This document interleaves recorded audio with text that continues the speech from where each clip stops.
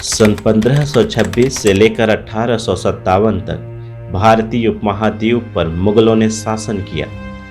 मुगल साम्राज्य की नींव अफगानी सरदार बाबर ने डाली थी, लेकिन कुछ समय बाद शेर शाह सूरी ने मुगलों से तकरीबन 10 वर्षों के लिए दिल्ली का सिंहासन छीन लिया। उसके बाद फिर से हुमायूं ने शेर शाह सूरी से युद्ध करके दिल्ली पर पुनः अपना मुगल साम्राज्य को स्थापित किया। मुगल वंश की शुरुआत करने वाला और पहला मुगल बादशाह बाबर था, जो तैमूर का वंशज था। आगे चलकर मुगल वंश में हुमायूं, अकबर, जहांगीर, शाहजहां, औरंगजेब और बहादुर शाह जफर जैसे बादशाह हुए।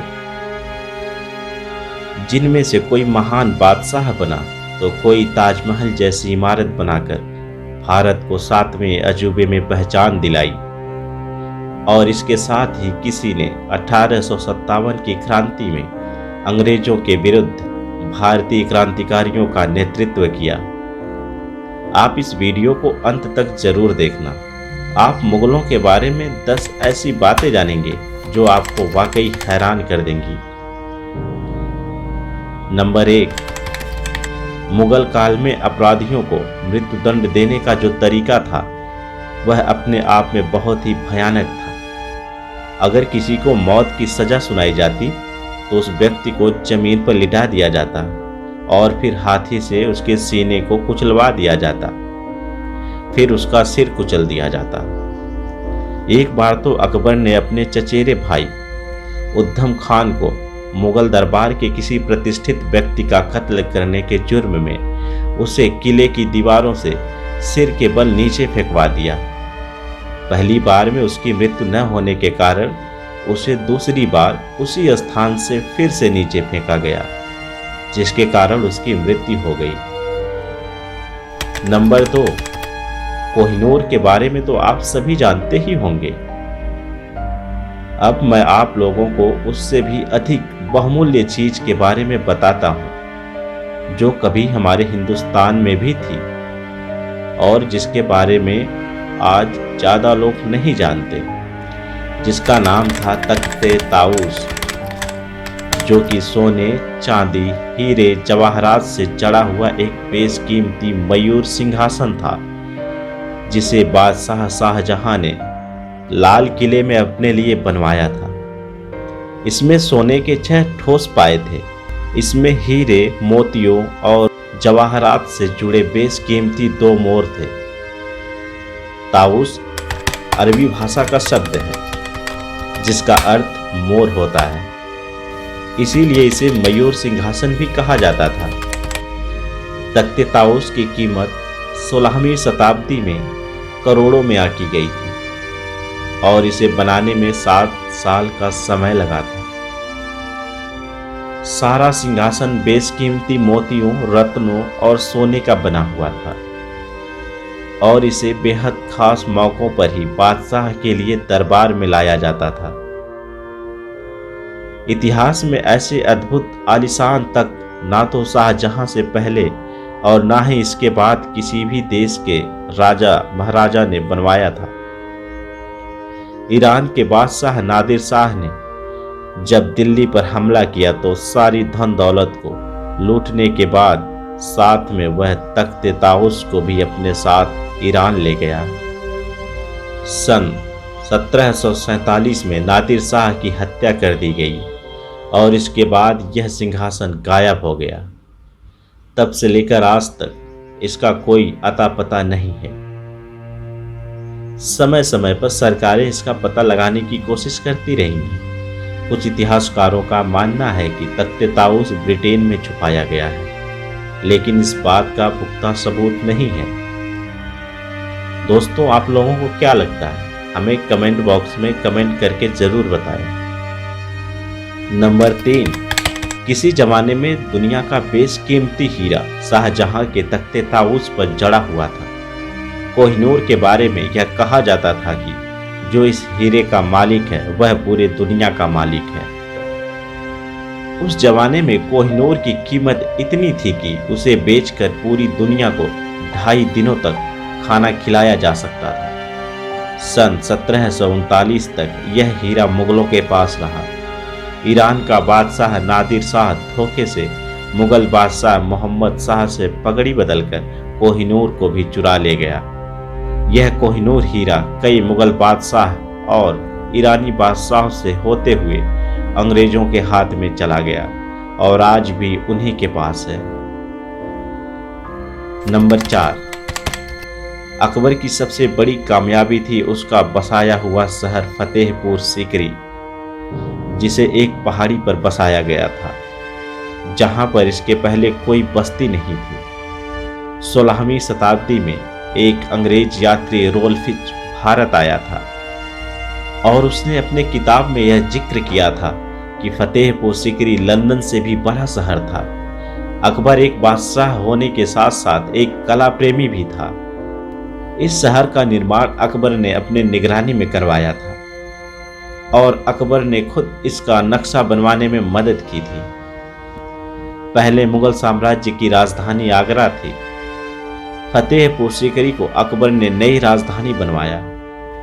फतेहपुर सीकरी 1570 से लेकर 1585 तक मुगल साम्राज्य की राजधानी रही और पानी की कमी की वजह से इस शहर को छोड़ दिया गया और मुगल राजधानी को पुनः आगरा ले जाया गया।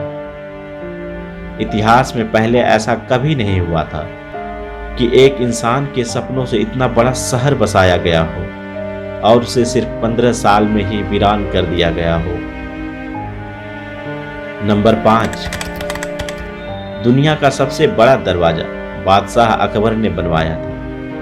आगरा से 36 किलोमीटर दूर फतेहपुर सीकरी में मौजूद बुलंद दरवाजा दुनिया का सबसे बड़ा प्रवेश द्वार है।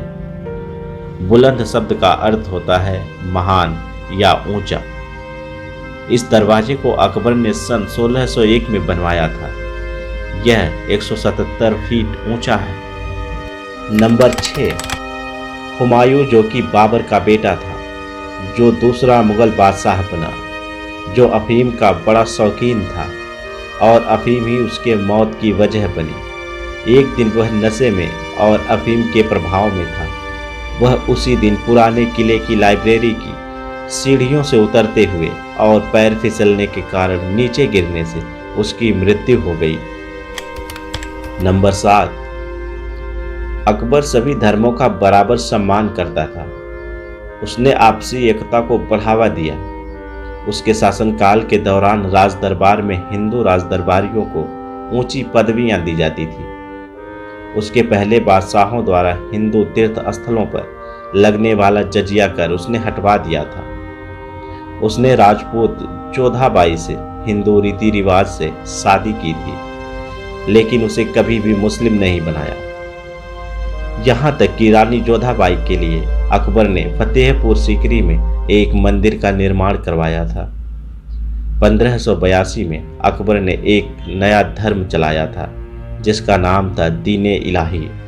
इसमें अकबर ने सभी धर्मों के मूल बातों को मिला दिया था, जिसमें से मुख्य धर्म थे हिंदू, इस्लाम, ईसाई, जैन और पारसी। अकबर ने खुद भी इसी धर्म को अपनाया था, लेकिन इस धर्म को ज़्यादा प्रसिद्धि नहीं मिली। नंबर 8, सभी बादशाहों में औरंगजेब ही एक ऐसा बादशाह था जो अपने इस्लामिक नियमों के चलते शराब नहीं पीता था, लेकिन साथ ही उसने मुगल इतिहास का सबसे क्रूर बादशाह माना जाता है। गैर मुस्लिमों पर जो लगने वाला जजिया कर को अकबर ने खत्म कर दिया था, उसे औरंगजेब ने फिर से लागू करवा दिया। यहाँ तक कि औरंगजेब ने अपने 3 सगे भाइयों को मौत के घाट उतार दिया था। ऐसा कहा जाता है कि साम्राज्य की राजगद्दी का फैसला तलवार से होता है। उस समय के कवियों ने भी औरंगजेब के अत्याचारों का जिक्र किया है। नंबर 9, कहा जाता है कि हुक्का मुगल काल का एक खोज है। 16वीं सदी में यूरोपियन भारत में टोबैको लेकर आए थे और इसके बाद फतेहपुर सीकरी में अकबर के एक ईरानी डॉक्टर ने अबुल फतेह गिलानी ने हुक्के की खोज की थी। नंबर 10, मुगल सल्तनत की नींव रखने वाला बाबर एक पैदाइशी योद्धा था। वो अपने पिता की ओर से तैमूर का 5वां वंशज था और अपनी माता की ओर से चंगेज खां का 14वां वंशज था। चंगेज खान एक क्रूर कबीलियाई शासक था जिसने लगभग आधी दुनिया पर अपना कब्जा कर लिया था। दोस्तों, हम इसके बारे में एक अलग से वीडियो बनाकर इसके इतिहास को जानने की कोशिश करेंगे। जब बाबर 12 साल का था तो उसे विरासत में फरगना शहर मिला और वह वहां का बादशाह बना, और उसके 2 साल बाद जब वह 14 वर्ष का हुआ तो उसने उज्बेकिस्तान शहर समरकंद पर हमला कर उस पर कब्जा कर लिया।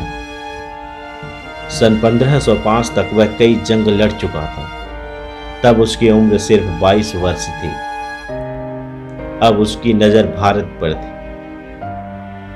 अगले 20 साल तक बाबर भारत पर कब्जा करने की कोशिश करता रहा, लेकिन नाकाम रहा।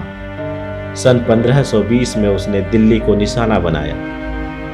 उस समय दिल्ली पर इब्राहिम लोदी का राज था।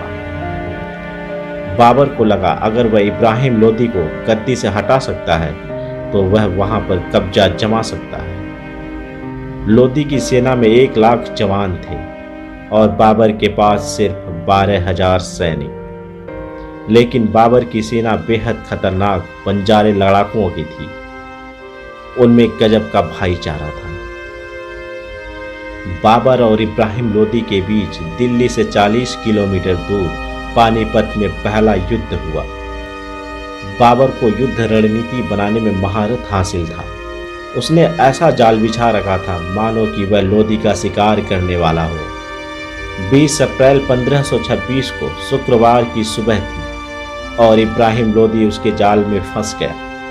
लोदी के 1 लाख जवान और 1000 हाथी बाबर के बिछाए फंदे की ओर चल पड़े। उसने लोदी की सेना को मौत के घेरे में घेर लिया, जहां से उसके पास भागने का कोई रास्ता नहीं था। बाबर की सेना ने लोदी की सेना पर हमला करना शुरू किया।